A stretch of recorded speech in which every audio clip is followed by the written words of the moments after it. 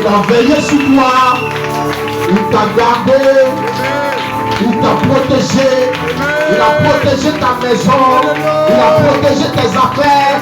Il a protégé tout ce qui est de toi. Il ne t'a pas laissé tomber. Acclame-le de tout ton cœur. Exprime-lui ta reconnaissance. Exprime-lui ta reconnaissance. Oh, l'acclamant de tout ton cœur avec un cri de joie. Au nom de Jésus. Alléluia. Nous t'acclamons Jésus. Nous t'élevons au-dessus de tout. Seigneur, nous exaltons ton nom. Tu es tout puissant, papa. Alléluia. Dis à ton frère, tu es béni au nom de Jésus. La bénédiction de l'Éternel est sur toi. La faveur de l'Éternel est sur toi. La grâce de l'Éternel est sur toi. Tu es une bénédiction. Alléluia. Que Dieu te bénisse. Amen. Nous allons nous asseoir dans sa présence. Alléluia. Amen. Je suis reconnaissant à l'Éternel pour tout ce qu'il fait et ce qu'il ne cesse de faire et ce qu'il fera encore pour nous. Alléluia. Il fait pour nous de grandes choses et nous sommes dans la joie. Nous voulons lui rendre toute la gloire. Je veux que tu prennes ta Bible dans le livre de Agé. Agé, le chapitre 1. Ce matin, je voudrais vraiment t'exhorter et t'encourager. Alléluia. Je vais te donner un message d'encouragement. Un message d'exhortation. Un message qui va te faire lever pour la cause du Seigneur. Un message qui va changer ta façon de voir les choses de Dieu. Alléluia. Amen. Dans la maison du Seigneur, il est bon de faire de la répétition. Amen. Amen. Il est bon de faire de la répétition. Généralement, en tant que serviteur de Dieu, on veut enseigner, donner des mystères, des mystères, des mystères, et chaque jour apporter quelque chose de nouveau. Mais je constate aussi que il est très important de redire ce que nous avons dit hier et de bien le dire comme nous l'avons bien dit hier. Alléluia. C'est très important pour la compréhension des choses de Dieu et pour la mémorisation des choses que Dieu veut qu'on garde en nous. Alléluia. Les choses que Dieu veut qu'on garde en nous sont très importantes et elles sont pour la gloire de son nom. Je vais m'efforcer ce matin à ne t'expliquer qu'un seul chapitre, un seul passage biblique. Amen. C'est pourquoi je voudrais qu'on se tienne debout pour lire cette parole de Dieu. Amen. Amen. Dans le livre de Agé, Agé chapitre 1, verset 1 jusqu'au verset 11. Ce texte-là dit des choses très importantes qui doivent motiver notre foi en tant qu'enfant de Dieu. Alléluia. Nous voulons lire Agé, chapitre 1, verset 1 à 11. Oui, allons-y. Agé, chapitre 1, verset 1 à 11.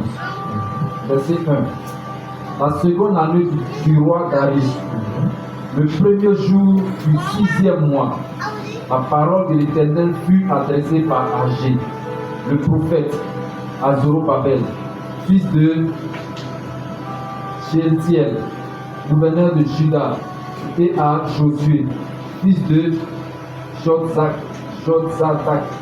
le souverain sacrificateur en ces mots. Verset 2. Ainsi parle l'Éternel des armées. Ce peuple dit, le temps n'est pas venu, le temps de rebâtir la maison de l'Éternel. Verset 3. C'est pourquoi la parole de l'Éternel leur fut adressée par Agé, le prophète en ces mots. Est-ce le temps pour vous d'habiter vos demeures lambrisées quand cette maison est détruite? Verset 5. Ainsi parle maintenant l'Éternel des armées. Considérez attentivement vos voies. Vous semez beaucoup et vous recueillez peu. Vous mangez et vous n'êtes pas rassasiés. Vous buvez et vous n'êtes pas désaltérés. Vous êtes vêtus et vous n'avez pas chaud. Le salaire de celui qui est à gage tombe dans un sac percé. Verset 7. Ainsi parle l'Éternel des armées. Considérez attentivement vos voies. Montez sur la montagne, apportez du bois et bâtissez la maison. J'en aurai de la joie et je serai glorifié, dit l'Éternel. Verset 9. Vous comptiez sur beaucoup et voici, vous avez eu peu. Vous l'avez rentré chez vous, mais j'ai soufflé dessus. Pourquoi? Dit l'Éternel des armées.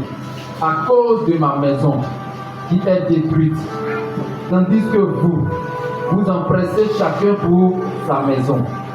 Verset 10. C'est pourquoi les cieux vous ont refusé la rosée et la terre a refusé ses produits. Verset 11. J'ai appelé la sécheresse sur le pays, sur les montagnes, sur le blé, sur le mou, sur l'huile, sur ce que la terre peut rapporter, sur les hommes et sur les bêtes, et sur tout le travail des mains. Amen. Amen. On peut s'asseoir dans la présence du Seigneur. Que Dieu vous bénisse. Nous en aurons quelquefois l'habitude comme ça de lire la parole de Dieu. Les toutes premières lectures, des mots pour honorer la parole de Dieu, ce n'est pas aussi mauvais. Amen. Alors, la compréhension de ce que nous venons de lire est très simple. Je pense que après lecture de ce texte-là, nous devons déjà comprendre beaucoup de choses. Je ne veux pas, dans mon message, m'appuyer sur le côté malédiction, désolation, mais ce sera un sujet de compréhension. Alléluia. Ça sera un sujet de compréhension. Ce texte que nous avons lu n'est guère une menace de la part de Dieu, mais c'est une orientation. Dieu oriente le peuple. Dieu oriente celui qui a envie de le suivre. Dieu lui fait comprendre le fonctionnement des choses pour qu'il comprenne. Ce n'est pas un rapport de force. Ce n'est pas de la défiance. Mais c'est de la compréhension. C'est comme quelqu'un qui est malade et il ne sait pas de quoi il souffre. Il a besoin de savoir l'origine du mal pour comprendre le mal et mieux soigner ce mal qu'il vit. Parce que si tu as mal et que tu ne connais pas l'origine du mal et que tu ne sais pas comment te soigner, tu souffriras toute ta vie jusqu'à ce que le mal t'emporte. Mais celui qui vient te donner l'origine du mal, te fait comprendre les causes du mal, c'est que celui-là, il t'aime. Et il veut que tu ailles de l'avant et il veut que tu vives. Amen. Alléluia. Amen. Quand quelqu'un vient te révéler les raisons d'un mal que tu vis, ça veut dire tout simplement qu'il t'aime. Il veut que tu te portes bien. Il veut que tu ne sois pas malade. Il veut que tu ne sois pas en difficulté. Dieu, dans ce texte-là, vient exprimer son amour à son peuple.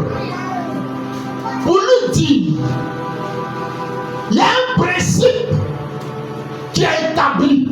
C'est un principe éternel. C'est un principe divin. Alléluia. Le comportement de ce peuple-là, dans le texte que nous sommes en train de lire, C'est un peuple qui veut se rendre indépendant de Dieu. C'est pas possible. Aucun être humain, aussi puissant soit-il, aussi bon soit-il, aussi bâti soit-il et aussi intelligent soit-il, ne peut jamais être indépendant de Dieu. C'est pas possible. Ça n'a pas été possible hier. Ça ne sera pas possible aujourd'hui et ça ne sera jamais possible demain. Tu ne peux pas vivre indépendamment de Dieu. Même si l'homme, dans toutes ses forces, avec toute son intelligence et avec toutes les capacités que Dieu lui